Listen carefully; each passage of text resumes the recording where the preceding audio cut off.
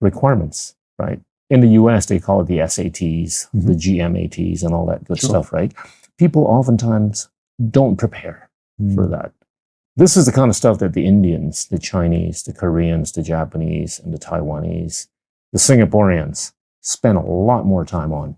And I think we could spend more time on that. And this is probably an area where you and the Indonesian government or the Indonesian people could collectively work on together so that there is better administrative, required skills before you enter universities. Then you might be able to see, I think, greater degree of representation by Indonesians at all the campuses in the UK. That's a really interesting observation.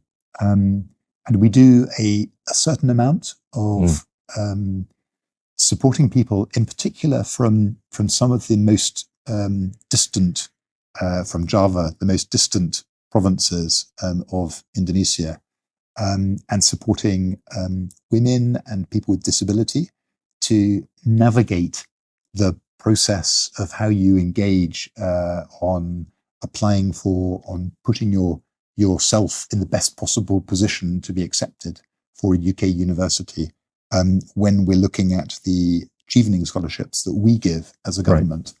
But I think you make a really interesting point about how to take that, which is a somewhat boutique area of endeavor, and to try to make it almost an industrial area of endeavor. Right. Because I'm with you. I'm not interested in quintupling from 4,000. I'm interested in how you get to 100,000. Oh, absolutely. Because this is a country with 0.3 of a billion people in it, and so when you think about it from a reputation perspective, representation perspective is one way of looking at it, but just the sheer amount of talent in the Indonesian population that is at the moment not yet percolating to the world's best universities. And, of the top 3, 2 of them are in the UK. Yeah.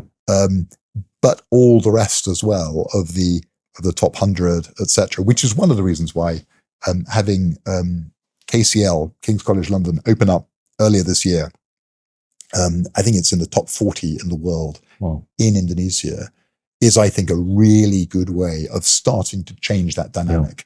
But I want to do it at speed, at scale. Keep sprouting it. Keep sprouting it. Great advice. Now, you spent quite a bit of time on the environment. Let's talk about that, right? What do you think Indonesia could do differently? Or what do you think Indonesia needs to amplify in the context of, sustainability, being environmentally friendly to the planet and all that? We can splice it into the energy side of the equation, or we can splice it into, the circularity part of the, sustainability narrative.